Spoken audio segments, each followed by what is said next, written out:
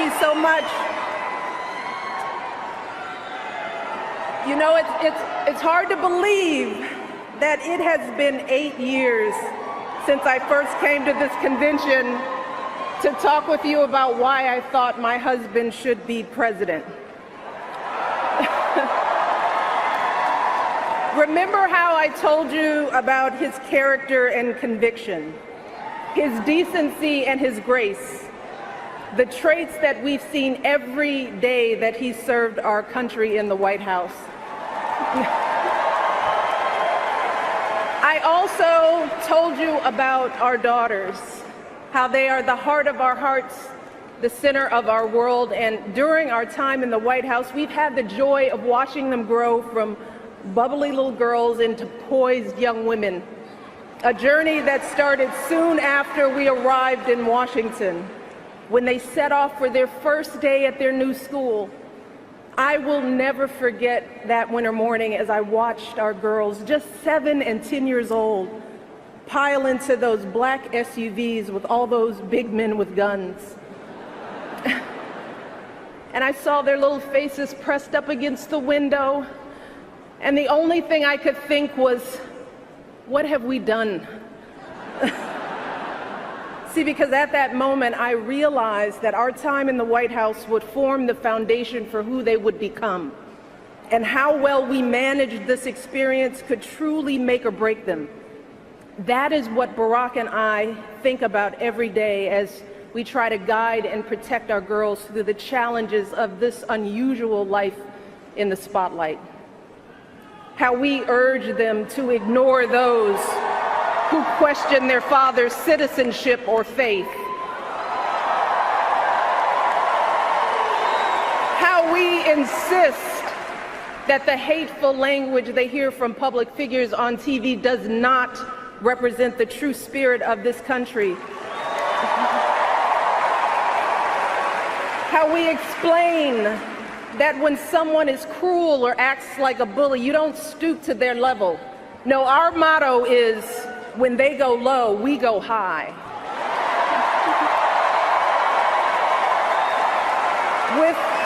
With every word we utter, with every action we take, we know our kids are watching us.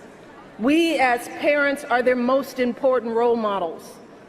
And let me tell you, Barack and I take that same approach to our jobs as President and First Lady, because we know that our words and actions matter, not just to our girls, but to children across this country. Kids who tell us, I saw you on TV, I wrote a report on you for school. Kids like the little black boy who looked up at my husband, his eyes wide with hope, and he wondered, is my hair like yours?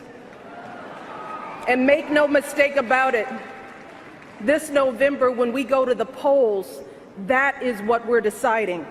Not Democrat or Republican, not left or right. No, in this election and every election is about who will have the power to shape our children for the next 4 or 8 years of their lives.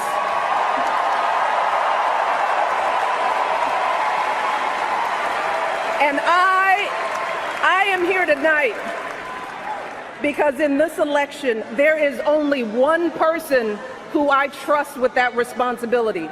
Only one person who I believe is truly qualified to be President of the United States, and that is our friend Hillary Clinton.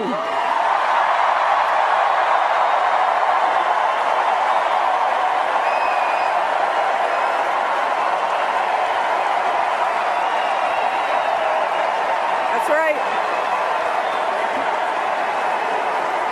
See, I trust Hillary to lead this country because I've seen her lifelong devotion to our nation's children.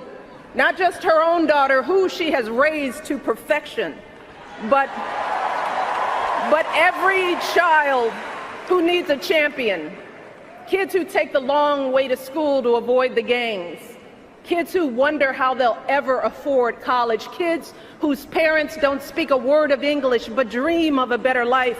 Kids who look to us to determine who and what they can be. You see, Hillary has spent decades doing the relentless, thankless work to actually make a difference in their lives. Advocating for kids with disabilities as a young lawyer, fighting for children's health care as First Lady, and for quality child care in the Senate.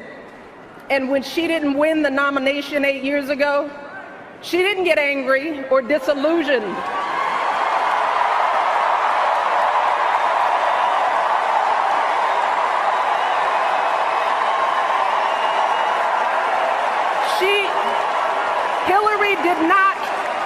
Hillary did not pack up and go home, because as a true public servant, Hillary knows that this is so much bigger than her own desires and disappointments. So she proudly stepped up to serve our country once again as Secretary of State, traveling the globe to keep our kids safe. And look, there were plenty of moments when Hillary could have decided that this work was too hard, that the price of public service was too high, that she was tired of being picked apart for how she looks or how she talks or even how she laughs. But here's the thing. What I admire most about Hillary is that she never buckles under pressure. She never takes the easy way out. And Hillary Clinton has never quit on anything in her life.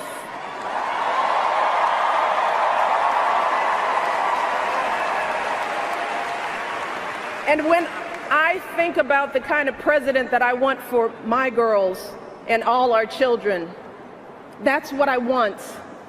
I want someone with the proven strength to persevere, someone who knows this job and takes it seriously, someone who understands that the issues a president faces are not black and white and cannot be boiled down to 140 characters.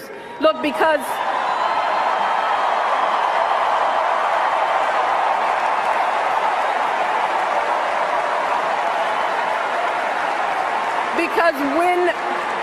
when you have the nuclear codes at your fingertips and the military in your command, you can't make snap decisions. You can't have a thin skin or a tendency to lash out. You need to be steady and measured and well-informed.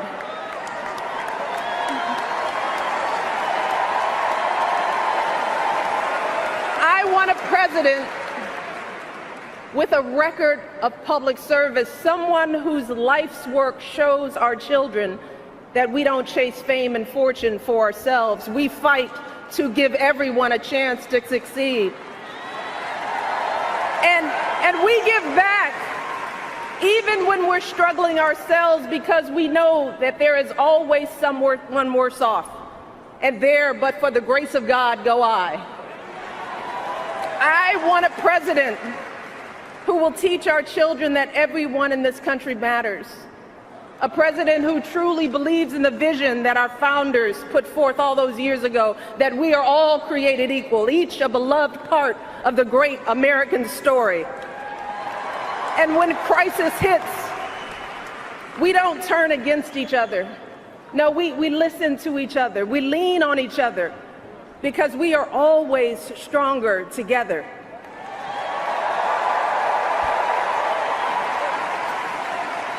And I am here tonight because I know that that is the kind of president that Hillary Clinton will be. And that's why in this election, I'm with her.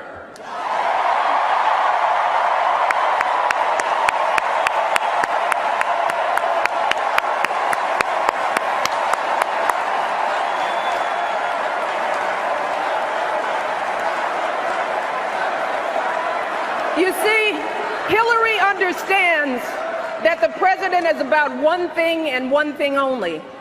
It's about leaving something better for our kids. That's how we've always moved this country forward, by all of us coming together on behalf of our children. Folks who volunteer to coach that team, to teach that Sunday school class, because they know it takes a village. Heroes of every color and creed who wear the uniform and risk their lives to keep passing down those blessings of liberty. Police officers and protesters in Dallas who all desperately want to keep our children safe. People who lined up in Orlando to donate blood because it could have been their son, their daughter in that club.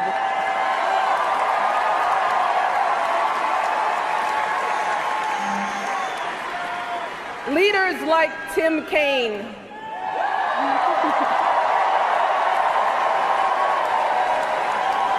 who show our kids what decency and devotion look like.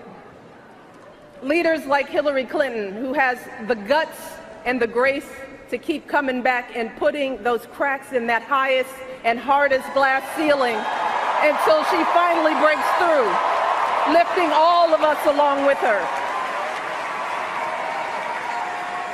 That is the story of this country, the story that has brought me to this stage tonight, the story of generations of people who felt the lash of bondage, the shame of servitude, the sting of segregation, but who kept on striving and hoping and doing what needed to be done so that today I wake up every morning in a house that was built by slaves.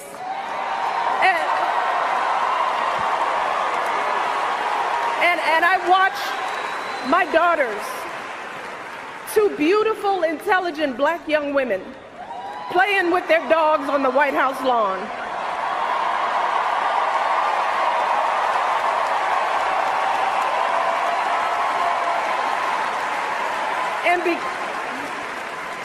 And because of Hillary Clinton, my daughters and all our sons and daughters now take for granted that a woman can be president of the United States.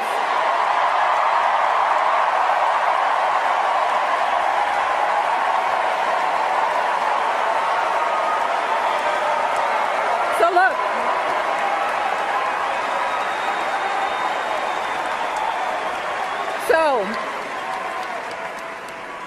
don't let anyone ever tell you that this country isn't great, that somehow we need to make it great again, because this right now is the greatest country on earth.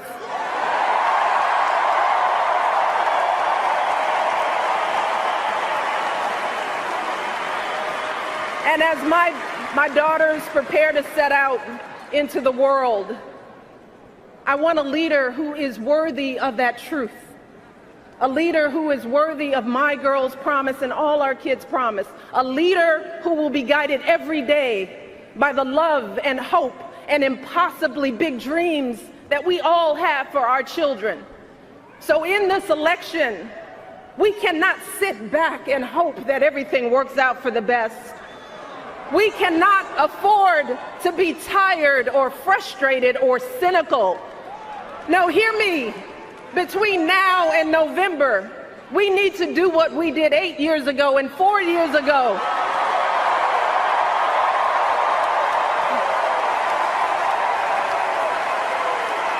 We need to knock on every door.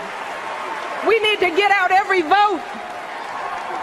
We need to pour every last ounce of our passion and our strength and our love for this country into electing Hillary Clinton as President of the United States of America.